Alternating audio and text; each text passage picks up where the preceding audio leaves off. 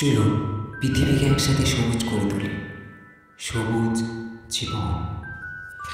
আজকে আমি আপনাদেরকে কোনো গাছের উপকারিতা বা প্রয়োজনীয়তা হিসেবে বলবো না, আর কোনো গাছের ব্যাপারে আমি আজকে বলবো না। আমি সমস্ত গাছের কিভাবে তোমরা যত্ন করলে সেটা খুব তাড়াতাড়ি গ্রো করবে এবং কিভাবে গাছের চারা করবে সেগুলো তোমাকে আজকে বলছি। তো প্রথমেই দেখো, আমরা যে বাজারে কিনি কোকোপিট, সেটা সব থেকে বেশি দাম পড়ে যায় আমাদের, যেটা আমরা অনলাইনেই কিনি বা আমরা নার্সারি থেকে কিনি, প্রচুর টাকার দাম পড়ে যায়। সেটাকে কিভাবে আমরা সস্তায় বানাবো সেটাকে আগে তোমাদেরকে বলি। কারণ কোকোপিট খুব প্রয়োজনীয়তা। মাটির সাথে মিশিয়ে যদি আমরা কোকোপিটের সাথে মাটি মিশিয়ে এবং গোবর সার মিশিয়ে গাছ প্রতিস্থাপন করি, তাতে কিন্তু খুব উপকারিতা পাওয়া যায় গাছের। তো সেটাকে আমি তোমাদেরকে কিভাবে তৈরি করবে একটা কোকোপিট।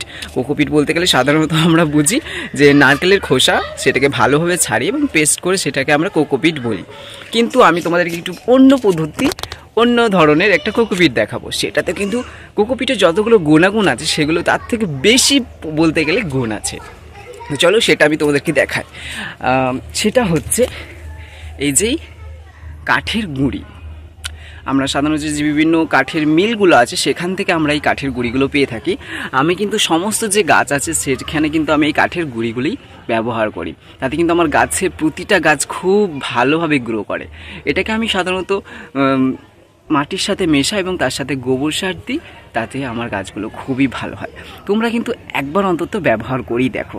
হ্যাঁ, প্রথমে এটাকে ব্যবহার করার প্রসেস হচ্ছে, এটাকে যখন মিল থেকে নিয়ে আসবে, মিল থেকে নিয়ে আসার পর অন্তপক্ষে একদিন এটাকে একদিন রোদে রাখবে।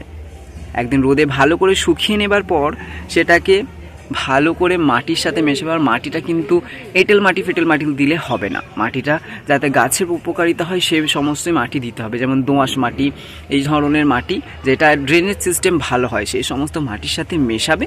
এবং তার সাথে পরিমাণ মতো তোমার, যেমন তুমি বড় গাছ লাগাও যদি সেরকম বেশি মাটি লাগবে সেরকম, বা ছোটো গাছ যদি তুমি ফুলের গাছ লাগাও সেরকম তোমার কম মাটি লাগবে, সেই হিসেবে কিন্তু তুমি কোকোপিট এবং বা এই কাঠের গুঁড়ি এইগুলোকে আর গোবর সার এটাকে ভালো করে মিক্স করবে, আর দেখবে তোমার মাটি রেডি। তো এইভাবেই তুমি যদি গাছের ভালোভাবে প্রতিস্থাপন করো, তাতে কিন্তু খুব তাড়াতাড়ি গাছটা গ্রো করবে এবং তুমি খুব তাড়াতাড়ি রেজাল্ট পাবে। তো চলো দেরি কিসের, তুমিও করে ফেলো। খুব কম সস্তায় সুষম খাদ্য গাছের পক্ষে। এটা আমার 10 টাকার অনেকটা দিয়েছে। কতটা দিয়েছে তোমাদেরকে একটু দেখাই। 10 টাকায় প্রায় আমাকে এতটা দিয়েছে।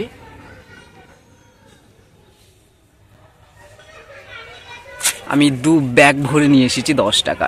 তো দেখো, আমরা কোকোপিট যদি কিনি সেটা কিন্তু 100, 150, 200, 300-র মধ্যে চলে আসে, কিন্তু এটাকে আমি কত সস্তায় নিয়ে এসেছি।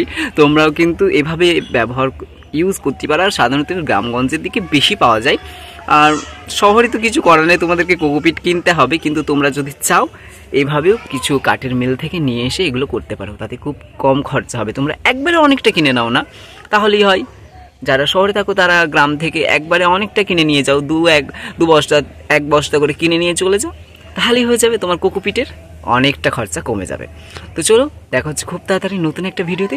ততক্ষণ আমাদের সাথে থাকো, সবুজ জীবনের সাথে থাকো। আর ভিডিওটি যদি ভালো লেগে থাকে অবশ্যই সাবস্ক্রাইব করে দাও। আর তোমাদের কি যদি কোনো সমস্যা থাকে গাছের পক্ষে, সেটা আমাকে নিচে কমেন্ট করো। আমি তোমাদেরকে খুব তাড়াতাড়ি, যত তাড়াতাড়ি সম্ভব তোমাদেরকে আমি সাহায্য করব। চলো দেখা হচ্ছে তাহলে খুব তাড়াতাড়ি নতুন একটা ভিডিওতে। ততক্ষণ সাবস্ক্রাইব করে দাও। টাটা।